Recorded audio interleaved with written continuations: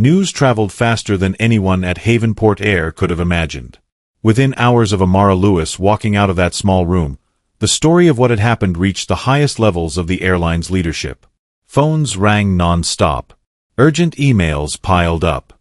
Meetings were called with a severity that left no doubt something catastrophic was unfolding. By the time Richard Hammond, CEO of Havenport Air, received the full report, the panic had already spread like wildfire through the corridors of power. Richard was a man used to handling crises, but as he sat in his office reading the detailed account of Amara's experience, a cold weight settled in his chest. This was not just a customer service failure. This was a potential death sentence for the merger deal that had been years in the making. Genesis Financial Holdings, a company known for its exacting standards, was now reconsidering the entire $4 billion partnership, all because his team had failed the most basic human test, treating every person with dignity. He barked orders into the phone, demanding a full investigation. Every staff member involved was to be identified immediately. No excuses, no cover-ups. Richard knew that unless they moved quickly and showed real accountability, Havenport Air could lose everything. And it would not just be the staff at the airport who would pay the price. The ripple effects would spread to executives, shareholders, and employees across the entire company. By midday, a special meeting was called. In a cold conference room overlooking the tarmac, the key players sat under the harsh glare of fluorescent lights. Brian Carter, who had called security on Amara without checking her ticket. Rachel Monroe, who had belittled her during the flight. Thomas Whitmore, whose careless insults had fueled the fire. Alongside them sat other crew members who had stood by, saying nothing, doing nothing. The room was thick with tension as Charles Benson, the security supervisor who had detained Amara, entered with a stack of printed evidence. He was no longer the confident man who had questioned her with cold eyes. He now carried himself with a grim resignation, knowing the weight of his mistakes. Lily Morgan followed close behind, her face pale and drawn. Charles wasted no time. He laid out the facts. Surveillance footage showed Brian ignoring Amara's valid boarding pass. Recorded cabin audio captured Rachel's dismissive comments and the way she had skipped over Amara for basic services. Witnesses confirmed Thomas's public insult. Every action, every moment of discrimination, was now on full display. There was no hiding. No one could spin it into something innocent. When the footage played, no one dared to look up. Brian stared down at his hands, his face flushed with shame. Rachel clenched her jaw tightly, refusing to meet anyone's eyes. Thomas shifted in his seat. His earlier arrogance drained away, replaced by the cold realization that he was now part of a scandal bigger than anything he had ever imagined. Richard Hammond entered the room last. His presence was a wall of cold fury. He stood at the head of the table, his voice low but cutting through the silence like a blade. He made it clear that Havenport Air would not tolerate what had happened. Immediate disciplinary actions were announced. Brian Carter was suspended indefinitely pending a full review. Rachel Monroe was stripped of her seniority and permanently removed from premium cabin service. Thomas Whitmore, though not an employee, was officially banned from flying with the airline again.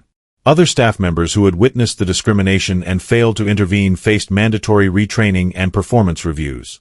It was not enough to say you were not part of the problem. You had to prove you were part of the solution. Richard's final words rang through the room like a final judgment. The actions of a few had put thousands of jobs and the future of an entire company at risk. They had shown the worst version of themselves when it mattered most. And there would be no hiding from the consequences. As the meeting ended, the employees filed out silently, carrying with them the heavy knowledge that their careers would never be the same. The shame of what had happened would follow them longer than any official punishment could. And as for the airline itself, the damage to its reputation had already begun to spread beyond the walls of that conference room. Meanwhile, far away from the chaos she had left behind, Amara Lewis moved forward with quiet certainty. She knew the real work was just beginning.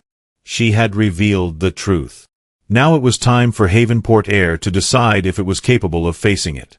Amara Lewis walked through the terminal with a steady, unhurried pace, her simple canvas bag slung over her shoulder, her steps light but filled with quiet purpose.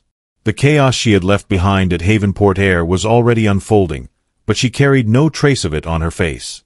Her calm presence was unshaken, her resolve even stronger. She had done what she came to do, not by shouting, not by demanding attention, but by standing firm in who she was and letting the truth reveal itself. The days that followed were a whirlwind for Havenport. Headlines spread fast, painting a harsh picture of a company caught in a scandal they had created with their own hands. Internal memos leaked, apologies were drafted and redrafted, and every executive scrambled to control the damage. But no matter how polished the statements, no matter how many promises they made to do better, the core truth remained visible to anyone who cared to see it. The cracks were too deep to patch over with words alone. Inside the boardrooms of Genesis Financial Holdings, the decision was swift and final. The merger was suspended indefinitely. Amara's report, clear and detailed, left no room for excuses. It wasn't just about one bad flight or a few disrespectful employees. It was about a culture that had allowed judgment, bias, and quiet cruelty to take root. And Genesis would not attach its name or resources to a company that could not see the humanity in every customer who walked through their doors. Amara never once spoke publicly about what had happened. She gave no interviews, posted no statements, and sought no recognition. Her silence was louder than any speech could have been. Those who had doubted her, those who had dismissed her without knowing who she was, now had to live with the consequences of their assumptions. And the world saw them for exactly who they were without Amara needing to say a single word. One afternoon, about a week after the flight, Amara found herself back at the airport for another trip. She wore the same simple style, her hair pulled back in a neat, low ponytail, her clothes plain and comfortable. She carried herself with the same quiet dignity she always had. As she made her way through the terminal, she noticed a few familiar faces in the distance. Among them was Rachel Monroe, stripped of her head flight attendant position, now wearing a standard uniform for domestic service flights. Rachel's posture was different now, smaller, heavier with the weight of regret. Their eyes met briefly across the crowded hallway.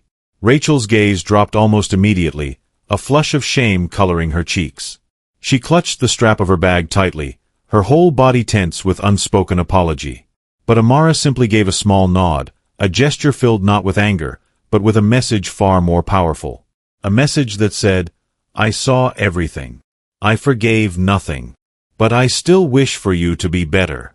Amara continued walking without looking back. She did not need to stop or speak or confront. The lessons had already been delivered. The change, if it would come, had to come from within them now. As she boarded her new flight, Amara felt lighter. She knew she had done exactly what she was meant to do. She had held up a mirror, a quiet but unflinching reflection of truth, and let those who saw it decide what they would do with the image staring back at them. Sitting by the window, watching the ground fall away beneath her as the plane climbed into the open sky, Amara smiled softly to herself. True power was never about titles, or fame, or the noise one could make. It was about the quiet confidence to stand firm, the strength to remain kind when treated unkindly, and the courage to act not out of revenge, but out of a deep, unwavering sense of justice. In a world that often confused loudness with strength, Amara had shown that sometimes the most lasting impact came from the quietest voice. And in doing so, she had reminded everyone watching that respect, dignity, and humanity were not privileges to be earned. They were rights to be honored, no matter who stood before you. Far above the clouds, with the sun warming her face through the small oval window, Amara Lewis carried that truth forward. And somewhere below, on the ground she had left behind, others were finally beginning to learn it too. Life often places us in situations where our true character is revealed not by grand gestures, but by the way we treat others when we believe no one important is watching. The story of Amara Lewis teaches a timeless lesson. Respect is not something reserved for titles, appearances, or wealth. It is something every person deserves simply because they are human. In a world that can be quick to judge and slow to understand, true strength lies in staying calm, maintaining dignity, and letting actions, not anger, define who we are. It reminds us that real power is quiet, steady, and rooted in kindness, even when faced with disrespect. For older audiences who have lived through countless seasons of change, this story is a powerful reminder that the most important thing we leave behind is not our possessions or achievements, but the way we made others feel. Treating every individual with fairness and compassion is not just the right thing to do. It is the legacy we create, whether we realize it or not. In the end, Those small moments of humanity will always speak louder than any title ever could. If this story touched you, we invite you to leave a comment below. What life lesson do you think is most important today? We'd love to hear your thoughts. Don't forget to like this video and subscribe to the channel so you never miss another meaningful story. More inspiring lessons are coming soon, and your voice is a big part of this journey. They thought she was just another face in the crowd, until one quiet woman shattered a billion-dollar empire without raising her voice. What really happened inside that airport will shock you and change the way you see power forever. Stay with us until the end to witness a story you'll never forget. If you believe respect matters more than appearances, like this video and subscribe now to join a movement for real change. Amara Lewis stood quietly in the priority line at the bustling airport, clutching her phone in one hand with her first-class boarding pass neatly displayed on the screen. She had arrived early, dressed simply in a dark hoodie, jeans, and worn sneakers, choosing comfort over appearance for this important trip. The terminal buzzed around her, filled with travelers rushing to catch flights, but Amara remained calm, her heart steady with purpose. She knew she did not fit the usual picture of a first-class passenger, but that had never mattered to her. What mattered was the journey ahead.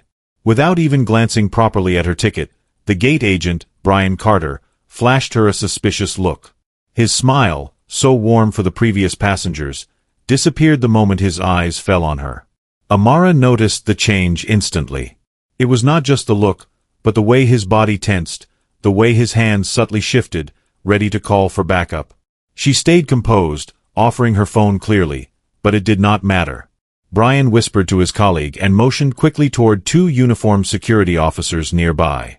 Before Amara could say anything, the officers approached, their expressions cold and mechanical.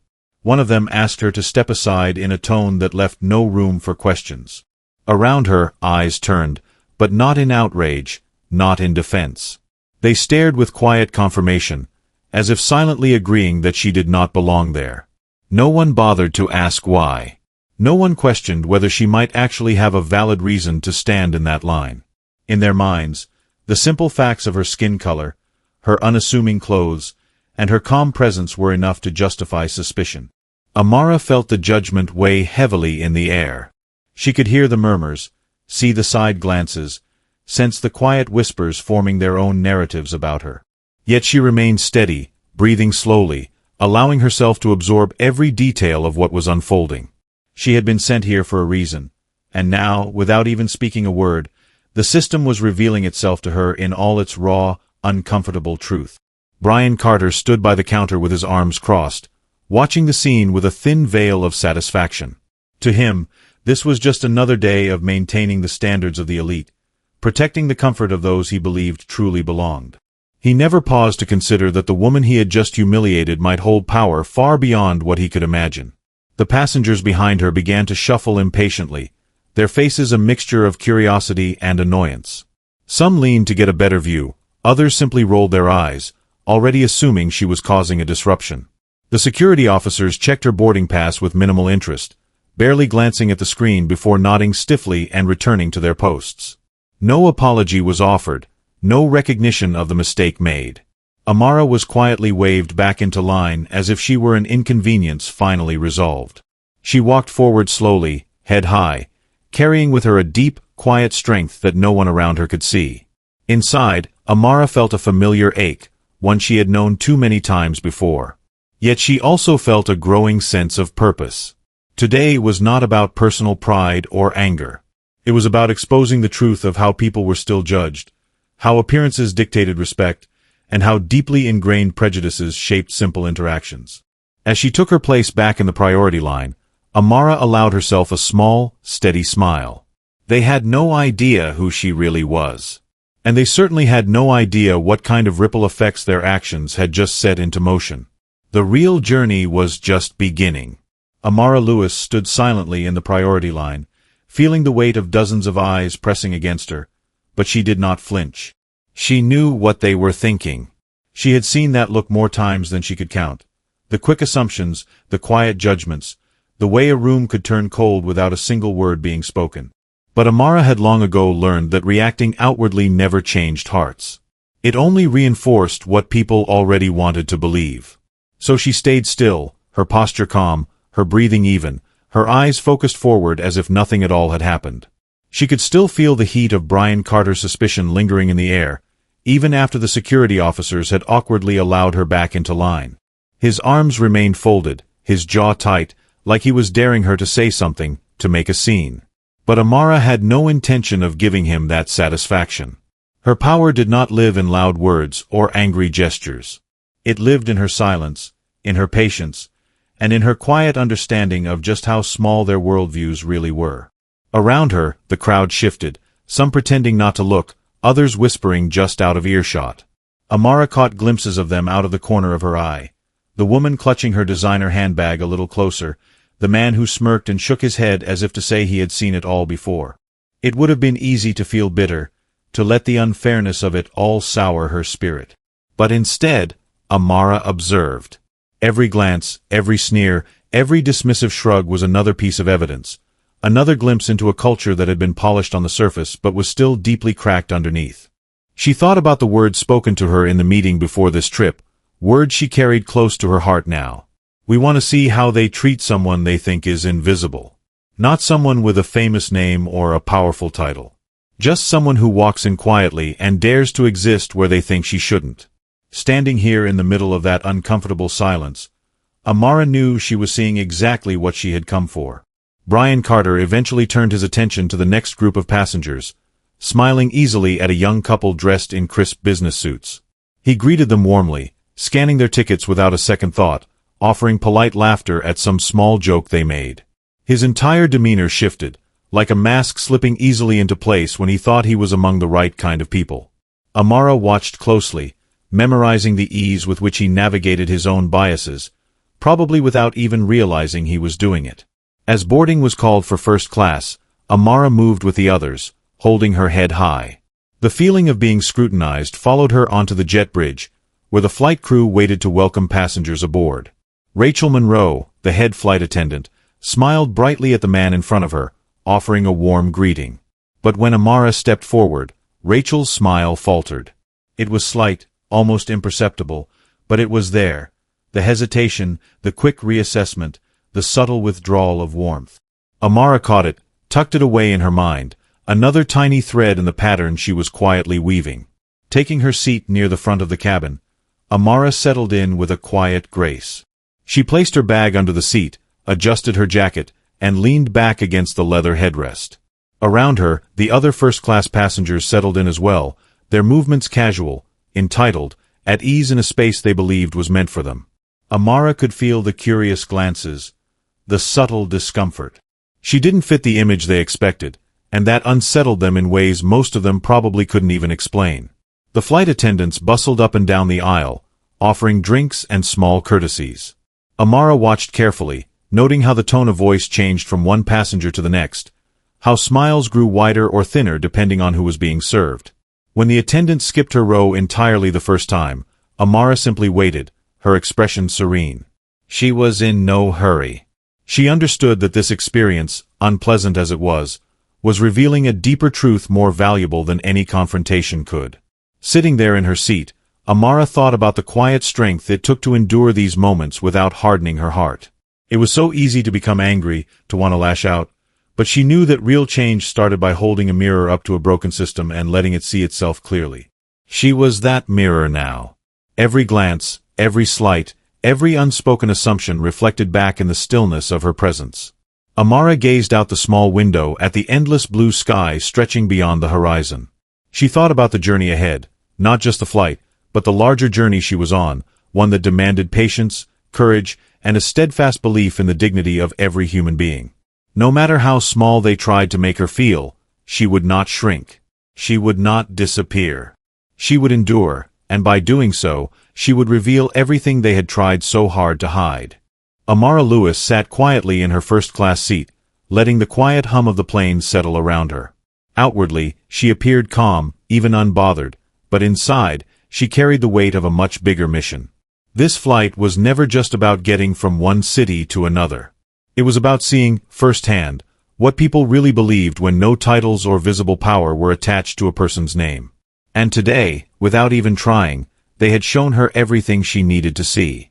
As the flight attendants moved up and down the aisle, serving drinks and handing out warm towels to other passengers while barely glancing in her direction, Amara kept her posture steady.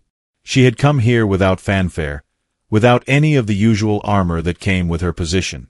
No designer bags, no assistants hovering nearby, no visible signs of status. Just a simple woman with a simple ticket. To the people around her, she was just another face, an anomaly that did not fit their carefully crafted picture of who should sit among them. But behind that simple appearance, Amara held something no one could see. She held the future of Havenport Air in her hands. As the lead negotiator and final decision-maker for Genesis Financial Holdings, she was tasked with overseeing a massive $4 billion merger that would either secure Havenport's future or break it entirely. The final vote rested with her. One signature, one simple yes or no, and the fate of an entire airline would change overnight. Amara thought back to the closed-door meeting just days before. Sitting in a quiet boardroom with the senior executives of Genesis, she had listened carefully as they outlined their concerns. They had invested months of work into the merger, but before they committed, they needed one final test. They needed to know if Havenport truly lived up to the values they claimed to hold. Not in press releases. Not in glossy brochures. In real life. In the unnoticed corners where people showed their true selves. Amara, with her quiet demeanor and unshakable strength, was the perfect person to carry out that task. She remembered the chairman's words clearly. We need to know how they treat the people they think don't matter. Not their VIPs. Not their executives. Ordinary people. Invisible people. The real customers who fill the seats every day. Now, sitting here among those who had written her off without a second thought, Amara could feel the full gravity of her responsibility. Every side glance, every dismissive act, every subtle slight had been tallied in her mind. She had come looking for truth, and Havenport had handed it to her without even realizing it. The very people who had been so quick to doubt her, to minimize her, had just revealed everything the board needed to know.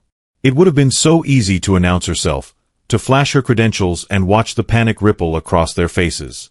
But Amara knew that real power did not always announce itself loudly. Sometimes it simply waited. It observed. It collected every small injustice and tucked them away until the right moment came to reveal them all at once. She shifted slightly in her seat, feeling the hum of the plane beneath her feet, and allowed herself a small, private smile. It was not a smile of revenge or anger. It was a smile of certainty. She had not needed to prove anything to anyone. Their actions had spoken louder than any words she could have said. Looking around, Amara caught the eye of a young flight attendant who quickly looked away, flustered, pretending to be busy arranging napkins on the service cart. It was just another tiny confirmation, another thread in the pattern. To them, she was invisible or unwelcome. But they had no idea that she was the one holding the invisible strings that could shift the ground beneath their feet. Amara leaned her head back against the seat and closed her eyes for a moment, feeling a deep sense of peace. She knew who she was. She knew the power she carried. And soon, they would know it too. Not through shouted words or dramatic gestures, but through decisions made quietly behind closed doors. Decisions that would ripple outward and change everything. For now, she would sit quietly. She would let them continue underestimating her. Because sometimes, the greatest strength lies not in fighting to be seen, but in knowing that when the time comes, you hold all the power and you don't even need to raise your voice to use it. The plane had barely lifted off the runway when the pattern of mistreatment began to deepen. Amara Lewis, sitting quietly in her first-class seat, noticed it in every small detail, every subtle decision that was made around her. She watched as the flight attendants moved down the aisle, offering warm towels and welcome drinks to the other passengers with polished smiles and cheerful voices. When they reached her row, however, something shifted. The smiles dimmed. The warmth faded. Rachel Monroe, the head flight attendant, barely glanced at her before moving past, pretending not to notice that Amara had received nothing. Amara waited patiently, giving them the benefit of the doubt. Maybe they were busy. Maybe it was just an oversight. She kept her posture relaxed and her expression calm. But when Rachel returned down the aisle to refill drinks and still skipped her entirely, the message became clear. This wasn't a mistake. It was deliberate. Amara had seen this behavior before, subtle enough to be deniable, but sharp enough to wound. In a place where respect was supposed to be a given, she was being treated like an outsider who had wandered in by accident. A few rows behind her, the hum of quiet conversation floated forward. Thomas Whitmore, a silver-haired businessman with a loud voice and an even louder ego, made no effort to hide his disdain. He leaned toward the man next to him, speaking just loud enough for Amara to hear. "I don't understand how someone like her ends up in first class," he muttered. His words carried the smug certainty of someone who had never questioned whether he belonged. Around him, a few chuckles echoed, soft but unmistakable. Amara felt the sting of the comment but refused to let it show. She had spent her life moving through spaces where she was seen as less, where she was questioned simply for being present. She knew better than to give them the reaction they sought. Instead, she sat a little straighter, adjusted the small blanket on her lap, and continued observing. Rachel Monroe returned again a few minutes later, this time holding a tray of menus. She handed them out one by one, smiling at each passenger, until she reached Amara's row. There, she hesitated. With an awkward glance, she seemed to think better of it and quickly moved past. No menu. No greeting. Nothing. Amara gently raised her hand to catch her attention, and Rachel turned back with a strained smile, feigning surprise. "Oh, I thought you didn't want one," she said lightly, her tone forced. She handed Amara a menu almost as an afterthought, barely hiding the irritation in her eyes. Amara thanked her softly, refusing to mirror the coldness she was receiving. She knew that responding with anger would only give them an excuse to treat her worse. Instead, she clung to her dignity, knowing that every silent moment was more powerful than any confrontation could ever be. Later, as Rachel began offering drinks to the cabin, she arrived at Amara's seat carrying a different tray than before. While other passengers sipped from sparkling glasses, Amara was handed a lukewarm plastic cup without even a napkin. It was a small gesture, easy to dismiss as a mistake, but the pattern was clear. Each interaction, each tiny decision, was a reminder that she was not wanted there. Not because of anything she had done, but because of who they assumed she was. Even as the mistreatment grew more obvious, Amara remained composed. She had not come here to argue or to demand better treatment. She had come to see the truth, and now it was unfolding before her eyes. Every slight was another piece of evidence, another confirmation of the biases that ran deeper than any training or public statement could cover. When Rachel returned once more, this time to inform her that due to a supposed weight balance issue, she would need to move to economy class, Amara felt the final line being crossed. She looked up at Rachel, seeing through the manufactured excuse, and calmly but firmly refused. She had paid for her seat. She had every right to stay where she was. And she would not let them push her aside to make themselves more comfortable. Rachel's face tightened with frustration, but Amara held her ground with quiet strength. Around her, the whispers grew louder, the stares sharper, but she stayed rooted in her calm. She knew she was fighting a battle much larger than this flight. A battle against the invisible walls built by fear, ignorance, and prejudice. And she knew that real change never came from anger alone. It came from showing up, standing firm, and refusing to be diminished. As the plane continued its journey through the open sky, Amara sat back in her seat, feeling the power of her own silence. They could try to move her, ignore her, diminish her. But they could not erase her. She belonged exactly where she was, and no amount of cold stares or whispered insults could change that simple, powerful truth. The plane touched down with a soft jolt, but for Amara Lewis, the real turbulence was only beginning. As she gathered her small canvas bag and prepared to leave, she felt the heavy, lingering stares of the other first-class passengers. Whispers floated through the air like smoke, curling into her ears without needing to hear the exact words. She knew what they were saying, what they had been thinking since the moment she stepped into that cabin. And she knew it was far from over. As the cabin door opened and passengers began filing out, 2 uniformed security officers boarded the plane with quick, purposeful steps. They moved straight toward her without hesitation, without even scanning the crowd. The way they walked, the tightness in their posture, told her everything. Amara felt her heart tighten for a moment, but she quickly steadied herself. She stood as they reached her row, her chin lifted calmly, her hands loose at her sides. One officer, his face set in a hard expression, spoke in a clipped tone and asked her to come with them. Around her, the first-class cabin grew quiet, but not out of concern. The silence was thick with judgment, with the unspoken confirmation that to them, this scene somehow made sense. Of course the black woman in simple clothes would be the one escorted off the plane. Of course she would be the troublemaker. Amara saw it all in their eyes and felt it pierce deeper than any word could. She nodded once and followed the officers down the narrow aisle, past the seats filled with curiosity and quiet satisfaction. She caught the slight smirk on Thomas Whitmore's face, the folded arms of Rachel Monroe standing near the cockpit door, her posture practically radiating triumph. Amara said nothing. Her silence was her shield, her dignity wrapped around her like armor. They led her through the jet bridge and down a side hallway, away from the flow of other passengers. Soon she found herself in a small, cold room deep inside the terminal, a bare space with a single table and 2 chairs. Harsh fluorescent lights buzzed overhead, casting an unforgiving glare across the empty walls. It was a room designed to intimidate, to strip away any feeling of normalcy or respect. Amara sat down when instructed, folding her hands neatly in her lap. Minutes later, a man entered the room, older and stiff in his uniform. His badge read Charles Benson.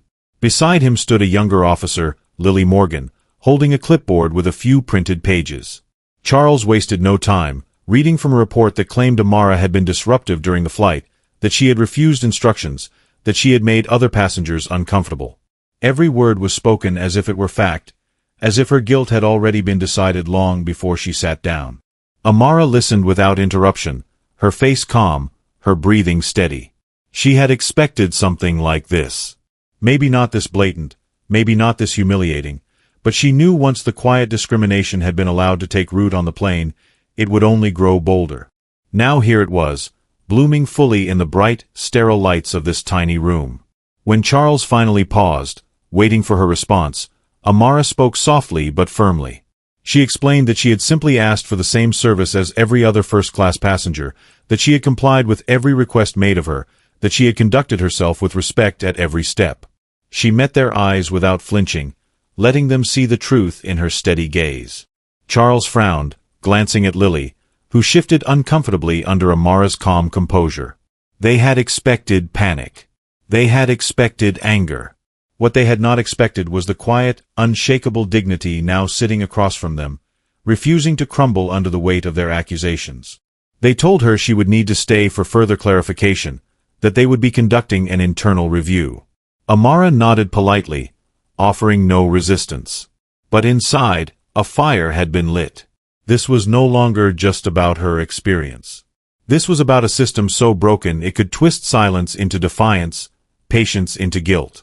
She thought again of the merger, of the lives and futures hanging on her decision.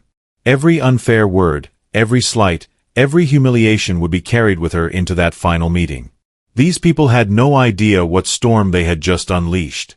Amara leaned back slightly in her chair, her eyes steady and strong. She would wait. She would endure this moment of injustice. And when the time came, she would deliver a response so powerful that no one in that room, no one in that airline, would ever forget the day they mistook her silence for weakness. Amara Lewis sat quietly in the cold, dimly lit room, her hands folded neatly in her lap. Across from her, Charles Benson and Lily Morgan whispered in low voices, reviewing their notes, their faces drawn in tight lines of suspicion. They had no idea who she really was. To them, she was just another passenger they believed needed to be put back in her place, another name on a report they could dismiss without much thought.